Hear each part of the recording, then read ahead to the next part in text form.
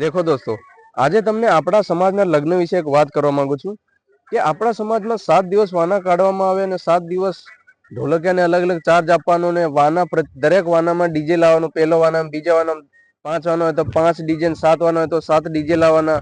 પછી વિમલો, મિરાજો, પછી અલગ અલગ પ્રકારના નશા બી કરવામાં આવે છે કે દારૂ છે, અલગ અલગ પ્રકારના બધા નશા ઘણા બધા છે. હવે ગરીબ માણસ લગ્ન કરતો હોય બિચારો, આજની તારીખમાં આપણે લગ્ન કરીએ એટલે ગરીબ ઘર હોય કે પછી પૈસા વાળો હોય, કમસે કમ 10 થી 12 લાખ રૂપિયા તો થઈ જ જાય છે ખર્ચો. તો આપણે ખાલી કડિયા કામ કરતા હોય કે બીજો કોઈ પણ ધંધો કરતા હોય, 500 રૂપિયા કે 800 રૂપિયા દિવસના કમાઈને લાવતા હોય ગરીબ માણસ, હવે એને આટલા બધા ખર્ચામાં ઉતરવાની ક્યાં જરૂર છે? જો ખાલી એક જ દિવસ લગ્ન કરવું હોય તો ખાલી એક જ દિવસ વાનો કાઢવામાં આવે ને એવી રીતે પતાવવાનું કંઈક આયોજન આપણે આપણી રીતે કરીએ તો કેમ ના થાય? થાય.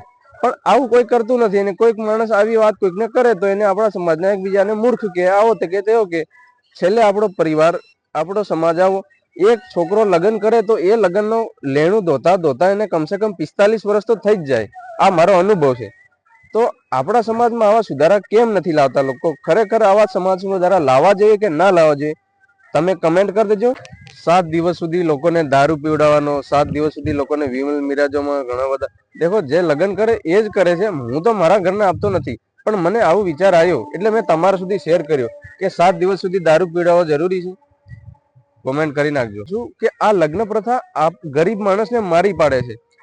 આપણા એક જ દિવસમાં કે 2 દિવસમાં આપણું લગ્ન પતી જાય એવું આપણે આયોજન કરવું જોઈએ. આપણે કેમ 7 દિવસ સુધી વાના કાઢવા જોઈએ અને ઢોલકિયાને ચાર્જ આપવાના, ડીજે વાળાને ચાર્જ આપવાના?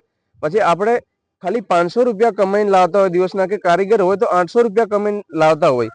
આવી હાલતમાં આપણે કામ કરતા હોય અને કામ મળ્યું કે ના મળ્યું, ધંધાના કોઈ ઠેકાણા નહીં, ને આપણે લગ્નમાં કોઈ આંધળો ખર્ચો કરી નાખીએ.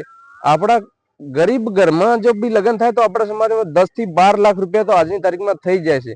તો ખરેખર આવું કેમ? આપણી બુદ્ધિ ક્યાં ગઈ છે? આપણા સમાજમાં શિક્ષણ નથી કે આપણા સમાજમાં ભણેલા નથી? બધા જ ઘણા બધા આવા લોકો પણ છે. અને કોઈ સારો માણસ બીજા લોકોને આવી વાત કરે તો લોકો પોતે તો ઠેકાણા નહીં હોય તો એ બીજાને પાછા કહે છે કે મૂર્ખ, આ કેવો સુધરી ગયો છે એમ. પણ ખરેખર આવું કેમ ના કરી દઈએ?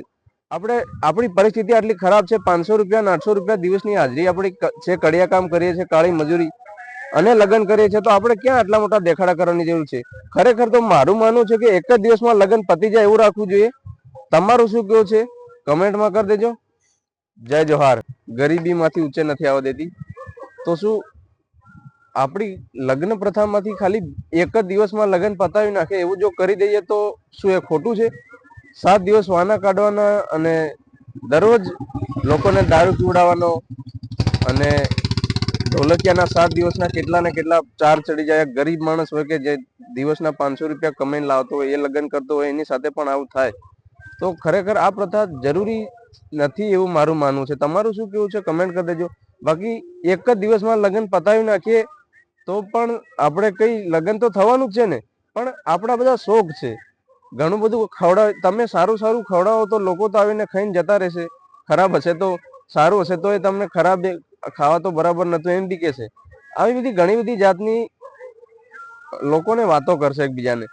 તો ખરેખર આવું કરવું ક્યાં જરૂર છે? પણ આવું કોઈ વિચારતું નથી, અને કોઈક માણસ આવું વિચારે તો લોકો એને એક્સેપ્ટ નથી કરતા, એને આવું તેવું કે છે. ખરેખર આવું હોવું જોઈએ. તમારું શું કહો છો? કમેન્ટ કરી દેજો. બાકી હું તો મારું આવું કેવું છે.